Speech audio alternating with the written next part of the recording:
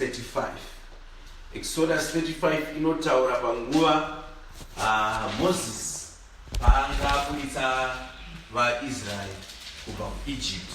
Vakufamba vakuchitanga kuita basa raMwari zvino. Mwari akuchitanga kuita basa rake. Haleluya. Nekuti maIsraeri vanga vari muEgypt vari pausungwa. Vakasvika pakuzobviswa kusunungurwa kubva kuna Faro, vakasvika pakuzoyambuka Red Sea, vayambuka gungwa dzvuku, vakachiti vakuchitanga manje kuchirarama upenyu hwekunzvimbo yavanga vatarwa naMwari kuti vaende. Haleluya. Sesuoso tinogona kunge tasvika panguva yekuti tanga tiri kurarama muzvivi, tikasvika pakubuda muzvivi, tikasvika pakutaura kuti hatichada kurarama upenyu hwezvivi, tikasvika pakuti takuda kuteera Mwari manje, tikayambuka, takuchitanga manje in our journey. Haleluya. Zvinhu zvakutanga kuita fomu. Zvino Moses wakaunganidza ungano yose yavana vaIsraeri, akati kwavari, ndiwo mashoko akarayirwa naJehovha kuti muaite. Mabasa ose ngaabatwa namazuva 6, asi zuva rechinomwe rinofanira kuva kwamuri zuva dzvene, sabata rokuzorora kwavo pamberi paJehovha. Ani naani anobata basa ripi neripi naro ngaaurawe. Rega kuvesa moto padzimba dzenyu dzose nezuva resabata. Mozisi akataura neungano yose yavana vaIsraeri akati, ndicho chinhu chakarayirwa naJehovha ichi: lipirai Jehovha chipo pazvinhu zvenyu. Ani naani ane mwoyo unoda ngaauye nacho chive chipo chaJehovha, chinoti ndarama nesirivha nendarira. Haleluya. Ndipo pakatanga zvinoishe kuudza vana veIsraeri to give themselves to him. Hallelujah.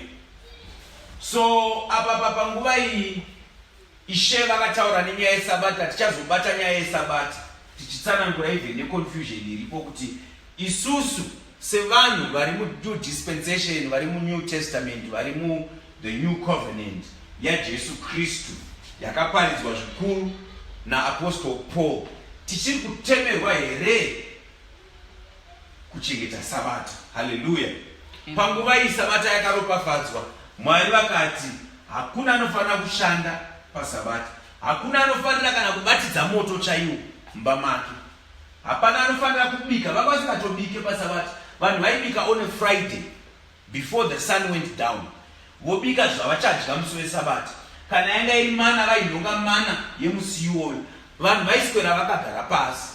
Hakuna anoshanda, hakuna anosakura, hakuna anorima, hakuna anofudza mombe, hakuna anosona, hakuna anoruka, hakuna anoita sei. Haleluya. Zuva iri rayangori zuva rekungochengeta chete kufunga nezvaMwari, nekuverenga shoko raMwari, nekuudzwa nezvekunaka kwaMwari, nekurumbidza Mwari chete. Haleluya.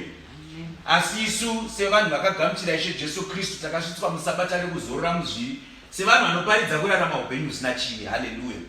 Taamusabata rekuti every day tinorarama upenyu hwakazororwa muzvivi. Hatichavese moto wekuita zvivi, hatichabike. Kana vanhu vaibika doro kare, havachabike doro nekuti takaponeswa naShe. Haleluya.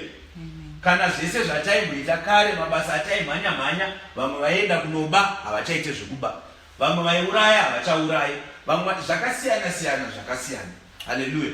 But panguva iyi She Jesu Kristu vasati vaurayiwa, vanhu vanga vachiri pamurayiro, ende panguva iyoyo yemurayiro ndo zvaitaura mweya waMwari uchotaura kuti anenge asina kuchengeta sabata anofanira kuurayiwa. Haleluya. Ezvinotanga kurarama munyasha, hatichaponeswe nemabasa atinoita, asi takuponeswa nenyasha dzaMwari neutsvene hwaMwari. Haleluya. Because togona kuchengeta sabata nhasi but tichimwa doro ino, togona kuchengeta sabata but tichiita upombwe, togona kuchengeta sabata but tichivenga vanhu. Hazvibhadhare. Haleluya. Hazvibhadhare. Asi apa the important thing chandinoda kubata izvi ndechekuti Mwari akavhura mukova akati, vane moyo unoda ngavauye nazvo zvavanokwanisa kuuya nazvo. Haleluya. God took me to this scripture nenyaya yakaitika pakati pesvondo. Yanga ikundiremera zvakanyanya. Nofunga munhu wese anonzwisisa zvandiri kureva nenyaya yakaitika pakati pesvondo. Nyaya yanga ichindiremera iyoyo zvikuru, because as a man of God should not take advantage of his flock, should not take advantage of vanhu. Vanhu vaneta munyika umu kuti kwa taken advantage of. These men of God are taking money from people, they are taking favors from people, they are taking advantage and they are taking the place of God. Hallelujah. And it's very easy to manipulate the word of God and kuparidzira vanhu kuti men of God ada kutenga imba otanga kuparidzira vanhu vhangeri rematithes nemaofferings kuti atore mari atenge imba. Men of God arida motikari, men of God arida suit, men of God arida kudya chicken, men of God arida kudya bacon, men of God arida bacon obva atanga kuparidzira vanhu nyaya yematithes kuti apone mari. Hallelujah. So nyaya yakandiremera stereki iyoyo, ndikasvika kutsvaga Mwari, ndikasvika kuda kunzwisisa kuti nai Mwari toita sei pakadai. Kana mwana wesangano asundwa achiti ada kupa kuna Mwari todii. Hallelujah. So in this instance Mwari akavhura mukana akati kune vane moyo unoda. Hallelujah. Takuchitanga kushandira Jehovah. Takuchiziva kuti kune zvinhu zvinodiwa mumba yaJehovah. Zvinhu izvozvo zvinobvepi. Hallelujah. Hazvinyuke from nowhere. Pachatoda kuita vanhu vane moyo unoda. Hallelujah. Vane moyo unoda ava ndo vachaunza ndarama kuna Jehovah. Hallelujah. Ndo vachaunza silivheri kuna Jehovah. Hallelujah. Ndo vachaunza ndarira kuna Jehovah. Hallelujah. Nezvakarukwa zvitema, nezvishava, nezvitsvuku, nemicheka yakaisvonaka, nemvere dzembudzi. Hallelujah. Apa pari kuratidza kuti umwe neumwe ane zvaaikwanisa kuita. Hallelujah. Umwe neumwe anga ine niche market yake. Vamwe vaifudza mbudzi, vamwe vairuka. Hallelujah. Asi umwe neumwe according to kuwana kwake akati rega ndibatire Jehovah ndiunze pandinokwanisa. Hallelujah. Namatewe amakondobwe akazodzwa matsvuku nematewe amatene namatanda omuacacia. Hallelujah. Namafuta omwenji nezvinonhuhwira zvamafuta okuzodzwa noupfu unonhuhwira. Hallelujah. Vamwe tinopinda muchechi, tinoenda muchechi kuCalfontaine, tinongosvika mumba magogo muya tichisvika chiparidza mune mafuta anofuta mumba muyamo. Hallelujah. Magetsi hatisatamboita zuva rekuvabvunza kuti unombobhadhara mari magetsi. Hallelujah. Ndikutozvionawo zvinezvi patikuverenga shoko raMwari kuti saka mafuta anofuta mutemberi anofanira kuitwa something. Hallelujah. Zvichida rimwe zuva kana tikawana weshe vakatipa tinofanira kuvati gogo mafuta enyu aya akamira sei, iprepaid here? Kana iri prepaid timbokupaiwo something. Hallelujah.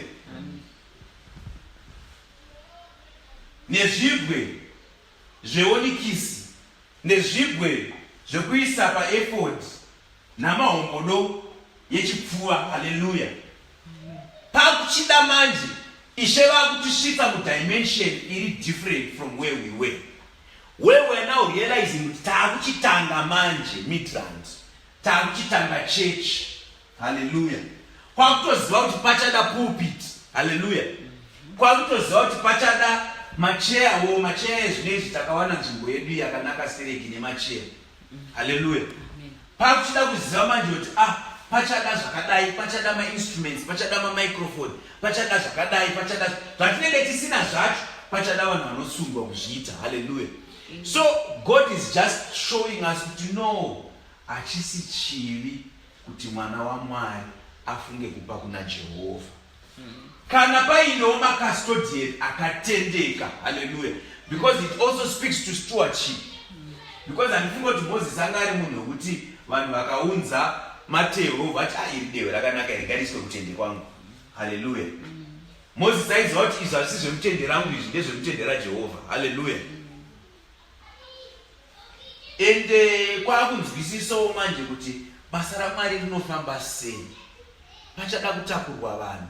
Tachitaura nababa chehore tichitotaura nenyaya yemotikari kuti saka motikari iri tofana kuona kuti tikutakura vanhu vangani, vanokwana here, pachaitwa matrips mangani, maybe pachasvika nguva yekuti tichatoti maybe we need a bigger car. Haleluya.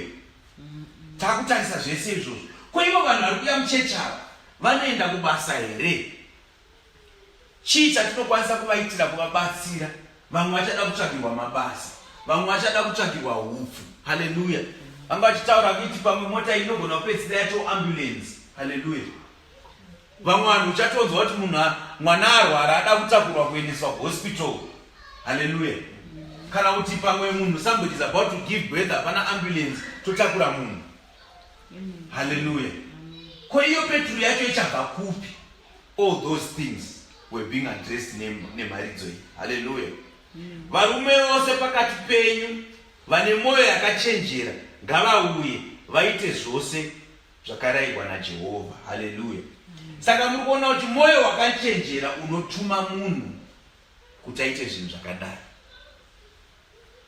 Ndo zvakanyaradza moyo wangu kutonzwisisa kuti aiwa kutochenjera uko, ukaona mwana asangano adaro kutochenjera, because kuchenjera ndo kwakamutuma kuita zvakadaro, kusungwa kuti aiwa ndoda kushandira Jehovha. Haleluya. Zvinoti tabhanekeri netende yaro nechifukidzo chayo nezvikorodzero zvayo namapuranga ayo nembariro dzayo nembiru dzayo nezvigadziko zvayo. Haleluya. Apa vakutaura mastructures echurch, because vanga vasina kubvira vavakatiendere chechi, saka vanga vakuchitanga kuvaka manje. Kwakuti varume vakasiyana siyana, vamwe inotema miti vouya nemiti dziya, vamwe ototi saka tende yacho tofana kuisa mbariro, tofana kuisa kuti imire zvakanaka. Haleluya. Saka as noise, the Spirit of God is opening us up to vision, yekuita mavisionary yekuona kuti saka chechi yedu tichanyasoimisa zvakadii. Haleluya. Pachada kubhadharwa rent here, rent yacho ichabva kupi? How much are we going to pay as rent? Hallelujah. Nasi vhangeri raenda nekumwe. Hallelujah. Tinogara titaura zveutsvene ende hatibve pakutaura zveutsvene. Tinoparidza Jesu. Tinoparidza kuti vanhu vabude muzvivi. But nhasi shoko raMwari rafungawo kutiratidza nenyaya yehousekeeping. Hallelujah. Neareka namatanda ayo nechifunhiro chekuyananisa nechidzitiro chinodzitira netafura namatanda ayo nenhumbi dzayo dzose nechingwa chokuratidzira. Haleluya. Because kwaita futi kachipiriso, saka chipiriso chinofanira kunge paine chingwa ipapo. Haleluya. Zvese izvozvo zvine kwazvinobva. Haleluya. Pambotaurwa nezveefod. Efod yaipfekwa nemuprista. Haleluya. Muprista ndiye aipfeka efod, yaita kunge chiapron so chinenge chine matombo akasiyana siyana, chaitoiswa majewelry futi ipapo. Matombo atanga akakura, but chaita kunge chiri square kunge pamberi panapa. Handizoti angari mangani, kuti angari 10 here kana anenge angari 12 matombo, kuti 3x4 akasiyana siyana, zvine zvazvaireva. Haleluya. Rimwe zuva chazoita vhangeri rekunzwisisa kuti zvazvairevei ende zvazvakamirirei. Haleluya. Nechigadziko chemwenje yokuvheneka nayo nenhumbi dzacho nemwenje yacho namafuta okuvhenekesa nawo. Haleluya. Neatari yezvinonhuhwira namatanda ayo namafuta okuzodza nawo noupfu hunonhuhwira nechidzitiro chomukova pamukova wetabhenekeri neatari nezvipiriso zvinopiswa nechakarukwa chayo chendarira namatanda ayo nenhumbi dzayo dzose nomudziyo wokushambidzira nechigadziko chawo. Hallelujah. Mudziyo wekushambidzira ndofunga ndopana ndichiti mamicrophone naye kuti waishambidzira nawo, nezvidzitiro zveruvanze nembiru dzayo nezvigadziko zvayo nechidzitsiro chesuo reruvanze nembambo dzetebhenekeri nembambo dzeruvazhe netambo dzacho nenguo dzakarukwa zvakanaka dzokushumira nadzo panzvimbo tsvene nenguo tsvene dzaaroni mupristi nenguo dzavanakomana vake dzokushumira nadzo pabasa roupristi. Haleluya. Muri kuona zvekutaurwa apa, vamwe vanogona kuti kana vachitanga chechi vopedzisira vakuita nedheko, vamwe vanoisa kana ari maketeni kana zvichi, ndobva zvinopinda ipapa. Nenguo vamwe vanobva kuti kana pamwe tichazoita makwaya kumberi uku, makwaya iwaya achazoda kuti pamwe vanenge vaine chipfekero chavanoitawo, pamwe vane magauni avanopfeka ekwaya, ndo zvekutaurwa. Haleluya. Zvino ungano yose yavana vaIsraeri vakabva kuna Mozisi, vakauya mumwe nomumwe wakamutswa nemwoyo wake. Haleluya. Mumwe nomumwe wakatendiswa nemweya wake, vakauya nechipo chaJehovha chokubata basa retende rokusangana nemabasa aro ose nenguo tsvene. Haleluya. Iyi inyaya yakandiomera zvikuru, because when I started my ministry ndakati nini, I'm not going to ask people to pay money, whether tithes or offerings, because I did not want to end up in a situation vafundisi vamazuva, some false prophets will take advantage of people. It was so heavy for me, it was so difficult for me kuti nditi mari vanhu vabvise, but ndikuona kuti mweya waMwari kwauri kutiendesa, it's inevitable kuti tichapedzisira taakubata mari dzevanhu, tichapedzisira taakuti vanhu vabvise maoffering, tichapedzisira taakuti vanhu vabvise matithes. But inini hangu mwoyo wangu wanga wakarema kuzvinhu zvakadaro. Hallelujah. But God is opening up and saying, look, kana vanhu vati toda kushandira Mwari, kana vanhu vati toda kushandira Mwari, usavadzivisa. Hallelujah. Nekuti it's biblical. It's biblical. Kuti ministry ifambe, zvaitoda kuti paite vanhu vane moyo unoda, vane mweya inoda, vasundwa nemweya waMwari, vamutswa nemwoyo wavo vega, kuti vati inini ndikuda kushandira Mwari. Ndaona kuti tebhenekeri inofanira kuvakwa, ndaona kuti tende rinoda mbambo, ndaenda ndikanotema huni dzangu, tinogona kuisa matanda aya kuti tiise tende yaMwari. Haleluya. Ndauyawo nematehwe angu aya kuti tiise mumba yaMwari. Haleluya. Vakauya varume nevakadzi vose vaiwo nemwoyo yakanga ichida. Murikuona shoko raMwari rikuramba ichikowedzera mwoyo uchuda, mwoyo unoda. Every verse is speaking to mwoyo unoda. Every verse is speaking to mweya unoda. Every verse hapafaniri kuita munhu anomanikidzwa kubvisa chinhu mukereke yaMwari. Haleluya. Dai Mwari vandiropafadza kuti muministry yangu pasazombova nezuva randichati vanhu bvisai chakati, bvisai chakati. Haleluya. Dai Mwari vandiropafadza kuti muministry yangu mungova nevanhu vanosundwa vega nemwoyo unoda nemweya inoda. Haleluya. Umwe neumwe abvise according to his will. Umwe neumwe abvise according to the will of God. Umwe neumwe abvise according to kumutswa kwemweya wake. Umwe neumwe abvise according to kumutswa kwemwoyo wake. I even sat down with a lot of people. I even spoke to men of God. Ndichibvunza nenyaya iyoyo because yaindinetsa still. Ndikanzi no, kana vana vesangano varopafadzwa nevhangeri, one of the things chinoratidza kuti varopafadzwa nevhangeri, vanopedzisira vakuita honor, and they honor by giving. Hallelujah. Kusvika nazoti kana zviri izvo, it's okay. Hallelujah. Hanzi vakauya varume nevakadzi vose vaiva nemwoyo yanga ichida, vakauya nezvikorokedzo, nezvindori zvenzeve, nezvindori zvokusimbisa, nezvishongo zvamaoko, nezvishongo zvose zvendarama, mumwe nomumwe wakavigira Jehovah chipo chendaramo.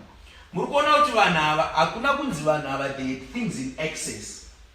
They were not super rich, but vakabvisa zvanga zviri munzeve mavo, vakabvisa zvanga zviri mumaoko mavo. Zviri kureva kuti vakabvisa zvanga zviri zvavo. Hallelujah.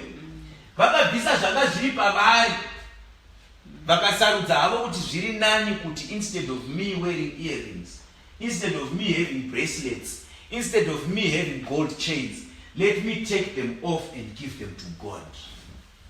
Hallelujah. It means vakabvisa pane zvavanga ainazvo zvanga zviri zvavo, not kuti zvazviri mustoreroom. Hallelujah. Saka mweya waMwari nhasi kungotidzidzisa kuti no, usarambidze vanhu kana vati varikuda kupa kuna Mwari. Whether vasona, whether matewe omvere dzembudzi, o matombo, o ndarama, o siliveri, siya kana vati varikuda kupa Mwari wavo, because there is a blessing that they will receive from God. Hallelujah.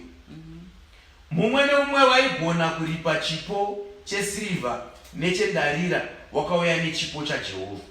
Mumwe nomumwe vaiva namatanda omuacacia avaigona kubata nawo vakauya nawo. Vakadzi vose vaiva nemwoyo yakangwara,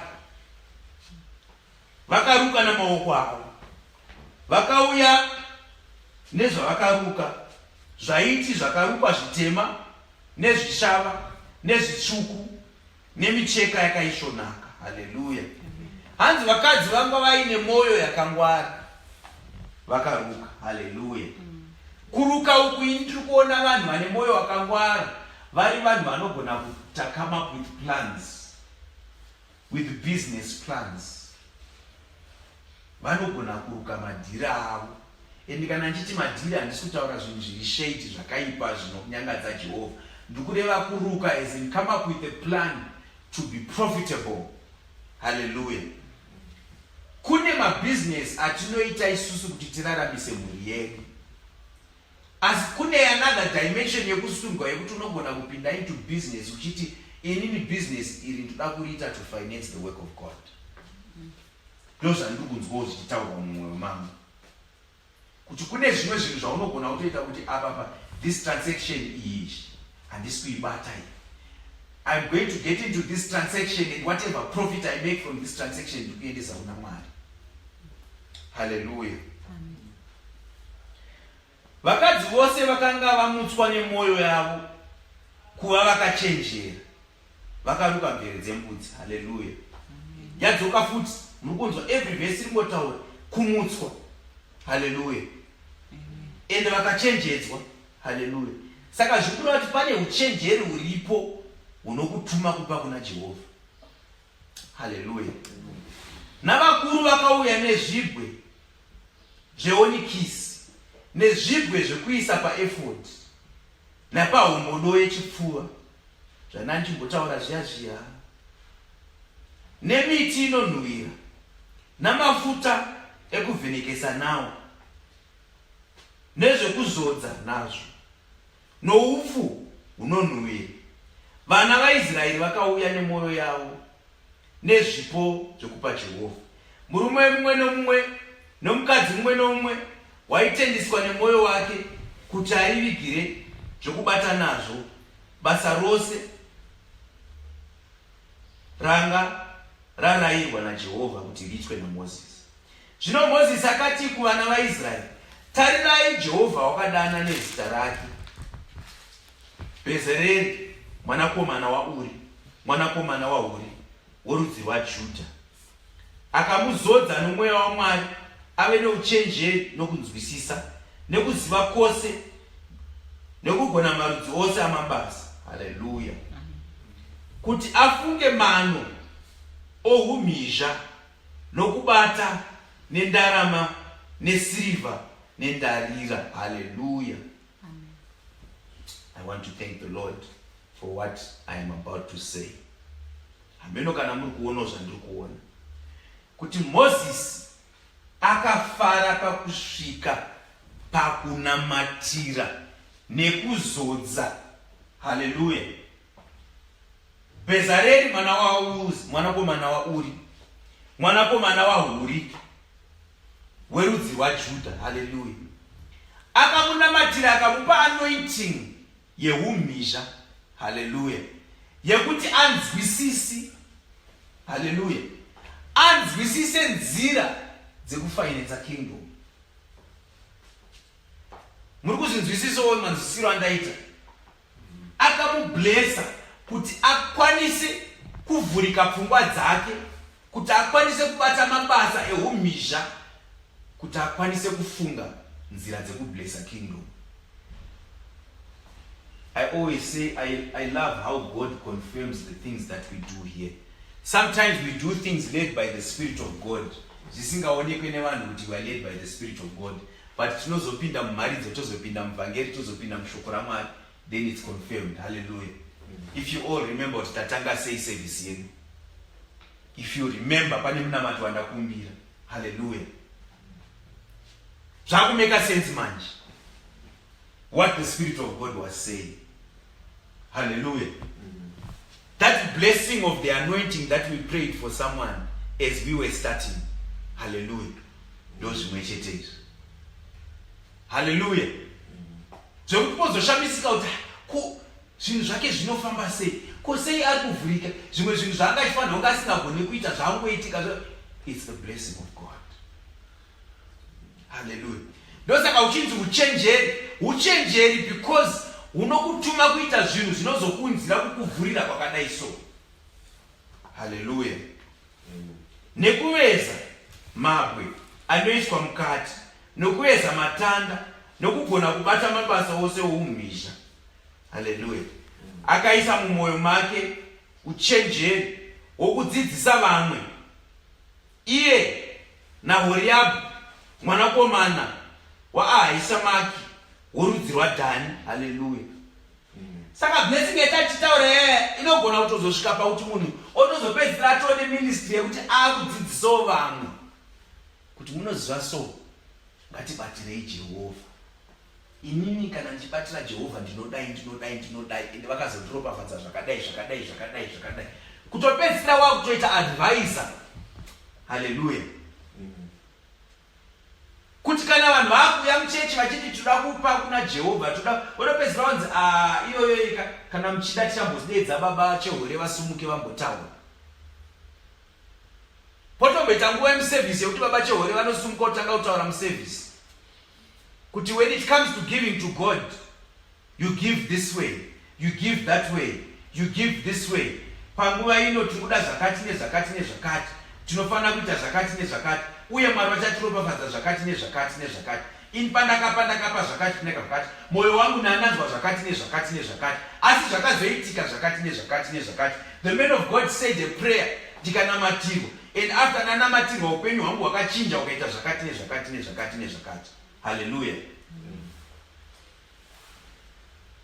Akavazadza nouchenjeri pomwoyo kuti vagone kubata mabasa ose omuvezi wamabwe nehemhizha navasoni vezvakarukwa zvitema nezvishava nezvitsvuku nemicheka yakaisvonaka navaruki vanobata mabasa ose navose vanofunga mano amabasa oumhizha. Hallelujah.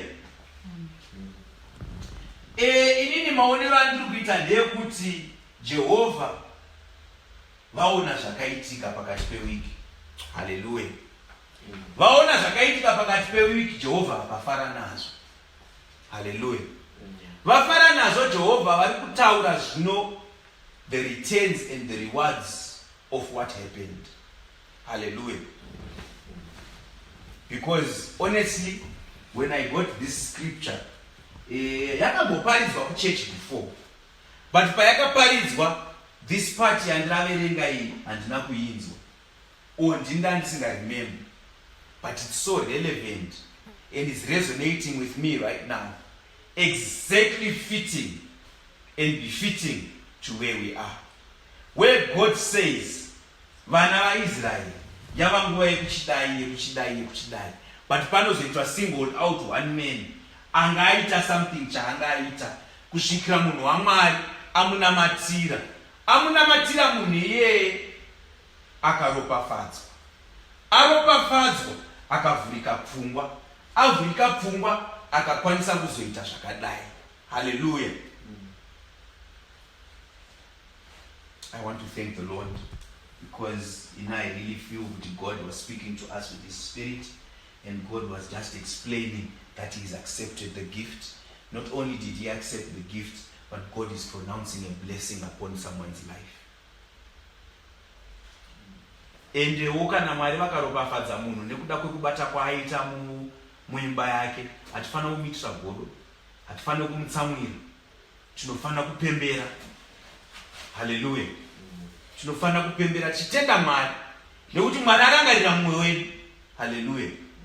Mwari arangarira mumwe wedu. So we praise the Lord. Today was a very special service because it was not touching on anything else, but it was touching on two things. Where God says it's okay, I accept. And not only do I accept, I bless. Hallelujah. I think tingafugamira tinamata tichitenda Mwari nevhangeri ratapiwa, and then we proceed to the next.